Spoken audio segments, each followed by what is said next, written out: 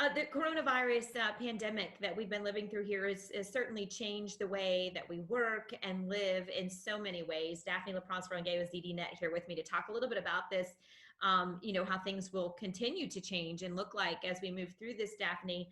As more people are working from home, less going into the office, this is going to change things, for a lot of people, our home life, what things will look like. And you've written a great deal about this. This is interesting to think about how our homes will be rearranged, so to speak.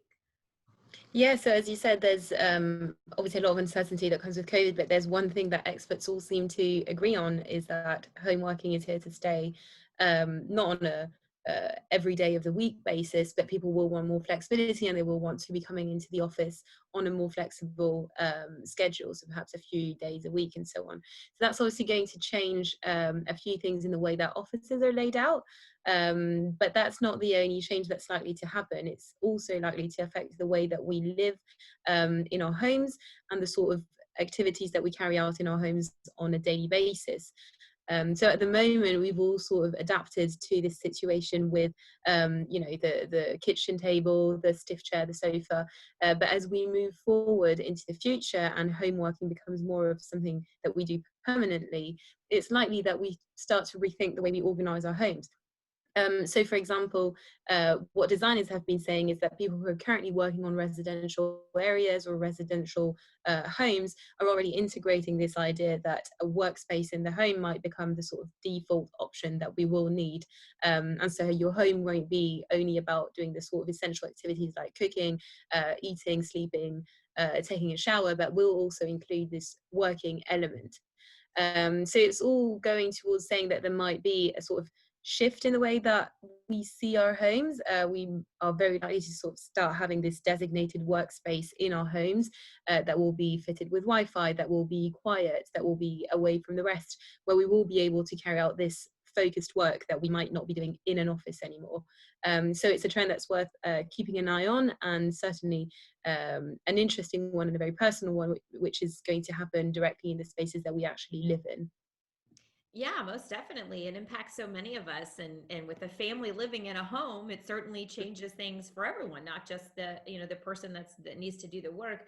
Talk a little bit about, you mentioned this in the article about shared workspaces, maybe more in residential areas, things like that, that could be a very different idea from where we are right now. Yeah, so there's obviously various scenarios that experts are thinking about when it comes to thinking about how our homes and our residential areas will be organized. Among the sort of more catchy futuristic options that caught my attention in this particular article, there was a scenario put forward by a company called Uncle here in the UK. They're actually already implementing this, and they have since 2017. But what they do is they rent studios, one-bedroom flats, two-bedroom flats, and high-rise buildings in London, which are normal studios. But in the building, they also include a gym, a bar, a cafe, a co-working space, crucially.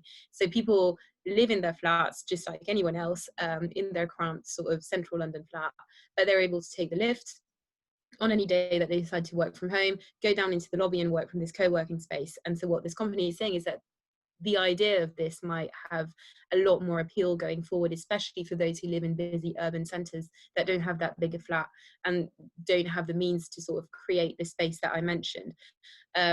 Obviously, that's not an option for everyone, to just sort of start renting a bigger space in a high-rise building in central London. But what city planners are already talking about and already considering are having local hubs that would act as a sort of office away from the office for those who are not able to have this designated work area at home. So the idea and the scenario that they are going by at the moment is that people will be working from home a lot more, commuting to the office maybe a couple of times a week, and then either have a space in their home that is fitting for working from home, or be going to those local hubs, which could be something as simple as a library, but a library that will have been refitted to accommodate workers that need to work.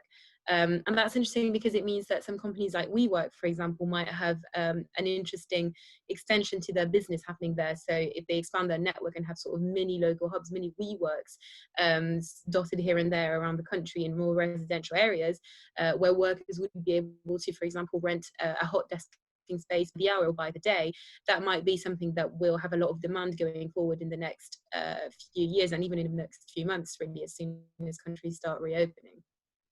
Yeah, and when you talk about the changes that will be within the home, and the necessary equipment and things to make this all work, I think it brings up that good conversation too about, well, who's going to pay for it, what expenses are considered, the company should be footing the bill for.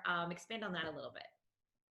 Yeah, definitely. So when it comes to expenses for employees who are working at home, the regulation is actually surprisingly full of grey areas. So it is usually assumed that an employer will pay for an ergonomic chair or a monitor or a desk and things like that. It's not written in law. The employer actually decides what they want to pay for, but it's usually accepted that this is what it is. There are lots of grey areas already, as I said. So, for example, broadband. You could argue that a decent internet connection is necessary to carry out your work, but that's also a connection that you'll be using to, I don't know, stream Netflix in the evening. So should your employer be paying for this? It's uncertain, and there is no laws really regulating it. Anecdotally, recently a Swiss federal court ruled that an employee was entitled to $160 a month from their employer to contribute to rent, so that they could rent a flat that was large enough to accommodate working from home. So where do we draw the line? What should an employer be paying for? What should they not?